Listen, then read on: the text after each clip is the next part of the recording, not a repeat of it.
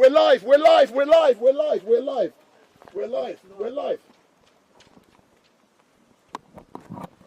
So good morning to all of you who are watching. We're currently coming to you live and direct from outside of Wood Hill Prison, where Tommy Robinson has just been released. Tommy Robinson has just been released. I've just found out he's been released, and we got the call late last night that, so a microphone is currently being placed on Tommy, so a microphone's, so you can hear Tommy in the background. Tommy is now walking out. Big up Tommy, yeah! So here's Tommy Robinson. So he's live on our X, yeah. That's good. Yeah, we're live on X. If you come here, Tom. So I look taller. Oh my God, you look great. What's this? What is this great hairstyle you've now got? I've had short back and side since year 8. Excellent stuff. So, so Tommy, it's so great to see you. You've been incarcerated in this horrible place since October. Can you tell me, yeah, first of all, how are you? How are you feeling, boss? I feel good. Unfortunately, in a country that doesn't believe in free speech, being a citizen journalist, this place is an occupational hazard. It's ridiculous. 16 years ago, when I first started speaking out against Islamic rape gangs that were plaguing this country, from that point on, I faced relentless attacks from the British state, wielding lawfare as a weapon in order to silence me. I have never been convicted by a jury. Every one of my convictions have been handed down to me by judges. The lucky thing with this, everyone got to see the film. I have to say a thank you to Elon Musk, because without X, if we didn't have X, everyone would just think I lied. No one would have got any other narrative. Fortunately, I think, 167 million people saw the truth. So that gagging order, these attempts at censorship, to silence, to cancel people, it hasn't worked. You've attempted to lock up the truth, and that truth has been echoed around the entire globe. It couldn't have been any more successful. I knew exactly what I was doing when I released that film. I knew I'd end up in there, and I also knew they'd give them every opportunity to pull every trick they wanted to, from messing with visits, to messing with phone calls, to messing with food. I knew that. But I made the decision to release that film because the British public deserved to see the truth. For too long, since the start of my activism in 2009, police raids, court cases, I actually thought when I walked out of here this time, it would be the first time since 2009 that I haven't been awaiting trial or prison. And bang, I'm awaiting trial and prison on multiple cases again now. But I've watched from the start of my activism, first of all I saw Geert Wilders. Geert Wilders was targeted with hate speech laws and prosecutions. I've looked in America. This is the playbook that's played out across the entire globe. If we look in America, look what they've done to Steve Bannon. Look what they've done to Alex Jones, £1 billion. Donald Trump would face the rest of his life in prison if he did not win that election. Look now recently with Marie Le Pen. They've stopped her standing.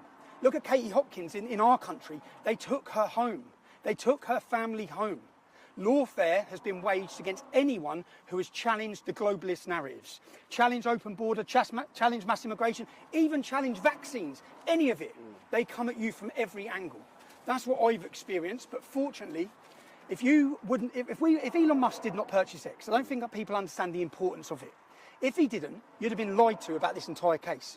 If you go on my Wikipedia page and read all my previous convictions, this would have been another one where they'd have told you I lied. What did you see? If you're one of the people that watched that film, you might not have believed me before. You may have hated me based on a narrative spoon-fed to you by a media who want to tell you who we are. They want to tell you how to think. And I knew in that documentary, that painted a far bigger story than me. That was a story of any whistleblower, anyone. You've seen in my film how they silence people, NDAs, bullying, intimidation, scare tactics, and even attempts at prison. But one positive, even General Flynn, look what they've done to General Flynn in the United States. Everyone has faced it, but I'd like to take a positive rather than continue negatives. What is the positive? Did their gagging order work? Did it work? 167 million people saw that film. Do you know the moment I had in the first week of January? Because this could have gone the other way. That I could have released that film. They could have managed to censor it, which they did off all other platforms. There's only X and Rumble. They're the only ones that they're not able to control. If Elon hadn't have bought it, no one would have seen that film. Everyone had been lied to. But instead, 167 million people saw the truth. You saw how they weaponised the judiciary. You saw the corruption, the blatant evidence of the corruption that no media, no journalists have spoke about. And then the Attorney General made it clear I was going to face continued prosecutions. I would have had indefinite prison sentences for a film as a journalist. But the best moment for me when I was in there was when I heard that Elon Musk had shared the Rape of Britain documentary. The Rape of Britain documentary series is the most important work I've done. They have attempted, before my activism in 2009, they'd successfully, for decades, covered it up. Who had covered it up? Politicians, police forces. In every constituency where those gangs had raped, they'd successfully managed to cover up. Now, the truth is out there. There is no amount of lawfare that can keep it hidden. Everyone knows what's happened. If you remember, Tommy, the last time I saw you was on the 6th of January when I visited this prison, and on that day, I was with someone else, and if you remember, Elon Musk had chucked Nigel Farage under the bus, and you were so elated and you were happy, and at that time, you was in segregation. Since then, people have moved into the same unit you were in. How has that affected you? So I haven't seen anyone who's moved into that unit. So when I come into this prison, there was they gave me 40 cells. So we keep hearing about prisons being full. When I landed, I had 16 cells, and then I was taken through. Do you know what I've done? I've had the best opportunity. I've had 7 months of interviewing staff. Yeah. I've been on the separation centre. That's where I was having my days. When you come and visited me, it was the first week of January, right? That's correct. I was elated because I knew that this had been successful, that the public had seen the truth, that they could be lied to no more, that more people around the entire world were talking about the rape of a generation of our daughters, which has been facilitated and accommodated by our government. So, yeah, I'm just... On the 5th of June, you will be appearing in Westminster Magistrates Court charged with an offence. And what do you have to say to all of those people who will be coming down on the day to support you? You saw how they politicised the courts and the judiciary against me, but what you saw last summer was Keir Starmer, and it's now been proven as lies. When the riot started, Keir Starmer came out and said it was the far right, it was the English Defence League. That's what the police and the government has said. Now, we now know, it's proven, there was no far right, there was no English Defence League. The English Defence League ended a decade before it. But what the bigger picture is that the mainstream media act as a weapon of our state. So when Keir Starmer said that, journalists from the Daily Mail travelled to my family holiday, where I was with 3 or 4 other innocent families enjoying a break. They photographed my family. They ran a headline saying, instigating riots from his sunbed. Now, everyone knows I didn't instigate riots. There's no truth in that. But as the government was spreading one lie, the media stepped in to push that lie to the whole world. 10 million views that had. When that article went out, they photographed my children. They photographed my ex-wife. My family have death threats and serious threats of harm against them. They gave the location of where they were. That's not journalism. It's harassment, it's persecution, and they put a target on my family's back. And at that time, when they were blaming the far right, everyone saw how the courts were weaponised over a 48-hour period, where angry British citizens, justified anger, because £15 billion has been spent housing men who have invaded this nation. Many of them have left those hotels to rape, commit terrorism, sexually assault women. So the public are angry, the public are frustrated at what's happening in their country. They weaponised the courts. They locked up grandmas, granddads, mothers. These buildings are full of violent criminals. Lucy Connolly's not a violent criminal. Lucy Connolly made a statement. She was angry. She deleted it and apologised. She got 3 years. If you watched my film, you saw Antifa extremists come to my family's home, threaten to murder them. They don't get arrested. They politicised the courts. They politicised the judiciary. That was to scare you, to scare the public into it, and to intimidate them into silence. That was the purpose. That was their goal. That's what their goal was. Have they been successful in doing that? I want to talk about the United Kingdom on the 13th of September. I've come out of here. There is a war being waged on Britain, and it's being waged by our leaders, and it's a war against free speech. Our weapon is free speech. They can't allow it. Because if everyone can exercise their free speech, if we have platforms for free speech, we can highlight their abuses, we can highlight their corruption. On the 13th of September, we started organising Unite the Kingdom rallies. I think the last one had over 100,000 people. We want to hold a free speech festival in London as a show of defiance. And at this free speech festival, it's going to be Unite the Kingdom /MAGA/Mega. Unite the Kingdom because people, and I'm sorry in Scotland, I'm sorry Wales, I'm sorry Northern Ireland, it's going to be in our capital city again. It has to be. People are coming from every corner of the globe.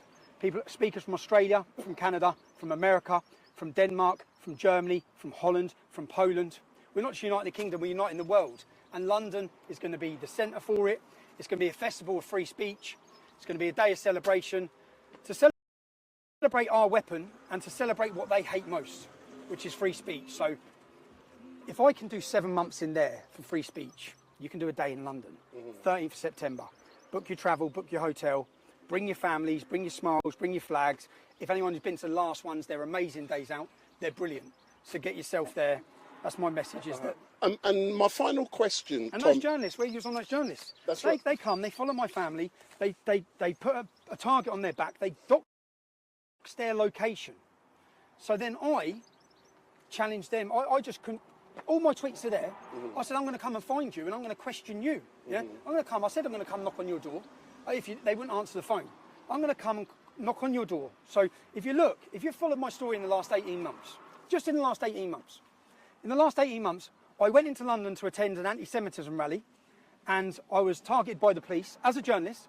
I was violently attacked. I was pepper sprayed at point blank range. Then I was arrested. I was charged. For 6 months, I was banned from my capital city. It cost £40,000. We won the case. The judge found that everything they'd done was unlawful. No one gets punished on their side. I had 6 months not allowed into my capital city. I didn't get the £40,000 back. We didn't get any of the money back. We had that. Now, I've just had an 18-month prison sentence for making a documentary as a journalist. 18 months in prison. Counter-terrorism. Counter-terrorism detained me the day after a £100,000 celebration.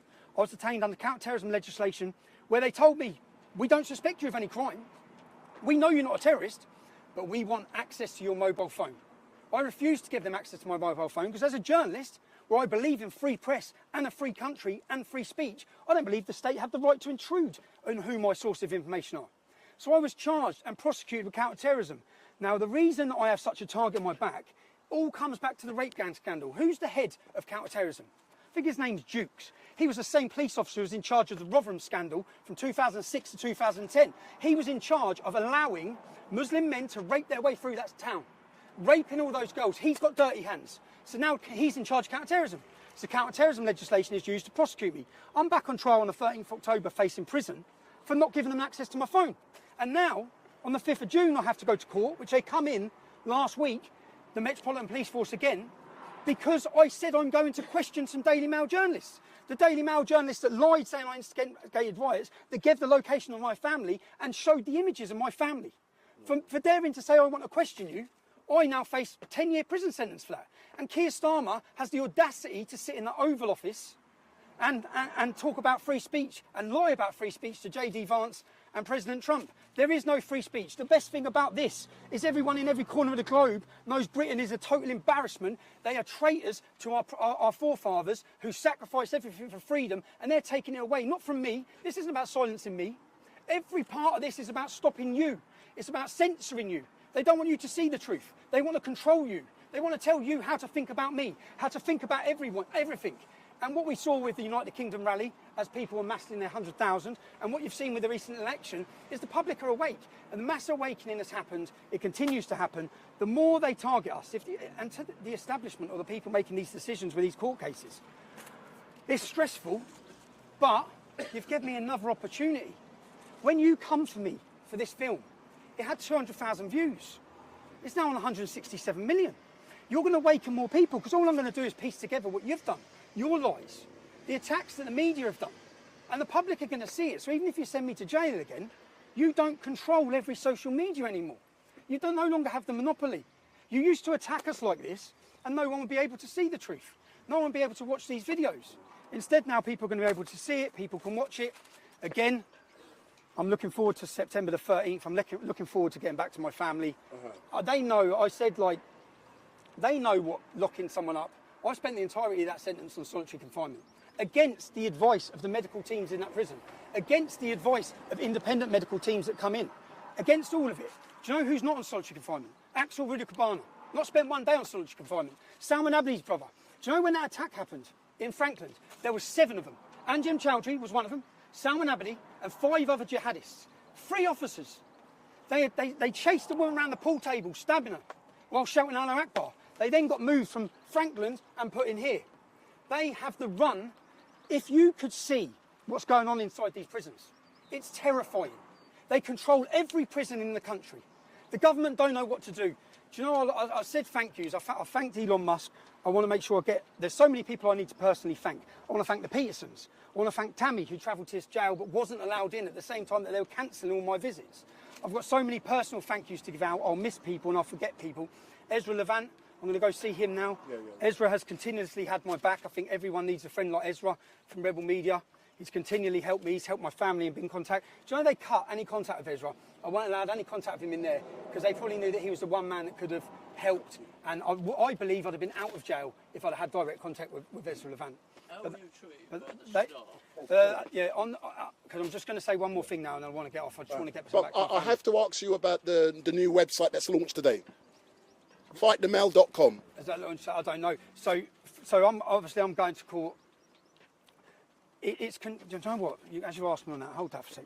This is what they just handed me, yeah? Let me show you what they just handed me. But the thing is, everyone can see this now. You can see it, yeah? This is, so they come in and give me more charges. This is just insane, yeah? So for those of you who are watching, please go on Google and type in FightTheMail.com. It is a new website that comes live today, and it is there to help and support Tommy in his fight for justice. So go on that website, click on it as soon as Tommy finishes, and... Right. This is the charges they've given me for putting me in there. £89,501. There's a £50,000 here, and then there's a list. These are what they're 375. It's just these are the bills, 1,000, because I have to pay all of their legal costs. All of their legal costs, 5,000. There's a 20,000. Do you know what it amounts to? It's fucking funny. £300,000. So there you go. So you're back in court. You're back in court. We're hitting you for £300,000 to send you to jail for a documentary that showed the British public the truth. I'll just end it on this. I have 0 regrets. I'll do it all again tomorrow.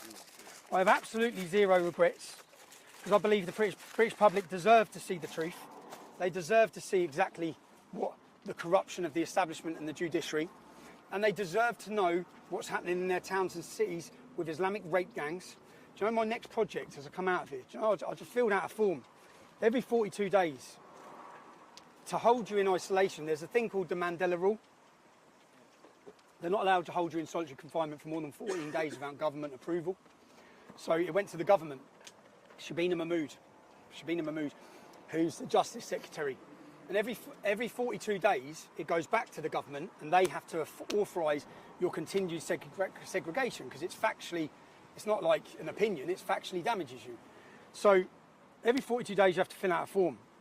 So I filled out my forms every 42 days. And I said, this should be your last resort. This isn't your last resort. Criminals, I've done 3 times as long in there as I would have done as a criminal. Yeah, the Labour government fought to keep me in there. So I filled out this form and I said, this is detrimental to my mental health. This is torture. And the last form I filled out last week, I said, I'm out next week. Because I know it's going straight to Shabina Mahmood. It's going straight to the Labour Party. I said, I'm out next week and I'm excited. I'm excited about my next project. Everyone now knows that the gangs that have targeted our children across this country have been Muslim and they've been predominantly Pakistani. When we're looking at these problems, we need to look at the common denominator. What's the other common denominator with these gangs? In every constituency that they rate, it's Labour. Every single one of them. The question needs to be, who allowed it to happen? Why did they allow it to happen? these are questions, was it for votes? Did they allow the Muslim community to rape our community, to rape our daughters in every town and city, in their thousands and hundreds of thousands across this country, to keep their block vote? What was the reason? And I'm going to go to Rotherham, Rochdale, Oldham, Newcastle, other cities, and I'm going to go into those cities and look at what Labour's involvement was. We're going to ask those questions. If you're a Labour politician, you're a councillor, if you've got dirty hands and you covered it up, me and my cameraman will be doing our next documentary, working title, Labour's Islamic Rape Gangs. It's coming soon. And as I was filling out that form, I was picturing her face. I was picturing her, because I think that's why they stopped me coming out on Friday, probably. But as I was filling out, I thought, yeah, TikTok, we're getting back to work. I want to thank every single person that wrote me an email, that wrote me a letter, that supported Annie campaign by Ezra, that supported my family, that has maintained the support for Urban Scoop. My team are here. We still have a team. I have documentary after documentary already done in here, wrote out, ready to go. I want to take some time with my family. But again, the purpose of this lawfare, all of it, which now I'll be in court on the 5th of June, then I'll be in court, then I'll have trials. It's all financial terrorism. It's to tie you up, to keep you occupied and to drain you. I'm grateful to every one of you who support me so that I'm in a position to fight these cases, so that I'm in a position to legally battle them. And in the court of public opinion, we win every time. It doesn't matter, and it's part of, I think I've been put in this position continuously to help awaken the general public, and I think that I'd like to thank the Attorney General for his continued prosecutions, because you're helping me do my job massively. Yeah, fight the mail, innit? What is it? Fight the mail what? Fightthemail.com. So we want everyone to go onto that website now and to support Tommy. So Tommy, all I can say is thank you very much for everything that you've done. The British public love you. But what they want you to do now, they're happy that you've come out fighting, but they want you now to go home, to relax with your family, and we look forward to a bigger, stronger Tommy Robinson, and we want to see a different shave under your chin, mate. My first stop is Turkish barbers. Don't believe you read about them. Turkish barbers. Get yourself to London, 13th of September. That's the most. Do you know what? I think we had I think we put the fear of God into them when they saw the way we united this country. When we united people from everywhere to come together. The 13th of September is going to be the biggest day. Make your plans. There's no excuses, okay? We're going to have a party atmosphere. I've got people that I've looked up to that have inspired me coming and speaking at that event. True free speech activists from across the globe are coming. I'm going to go to the barbers. I'm going to go have a full English. I'm going to go join some time with my family and my children. So... Excellent, Tommy. Thank you very much. If I can get the microphone, sir, all I can say is thank you very much, and we look forward to engaging with you, sir. Thank you again. Yeah, just a thank you to everyone. You know, if the people who emailed me, do you know the moments I had in there? Just reading some of their stories, their letters, their birthday cards. I think I got over 20,000 birthday cards, and I sat there smiling, knowing that what they've tried to do hasn't worked. It's had the opposite effect. But I heard you were bringing out about 10 big bags of mail today. 25. Oh my God. 25, and I read every one of them, and it was beautiful for me to read. So thank you. If you took the time to email me, write a letter, support me, I'm incredibly grateful. Do you know my son played over the phone? So you know when people were speaking out, some influential people across the world, he was playing me their recordings. It was beautiful. It was great. Excellent stuff. Thank you very much, sir. We'll meet up soon. Thanks a lot. So that's Tommy Robinson. He's now making his way towards...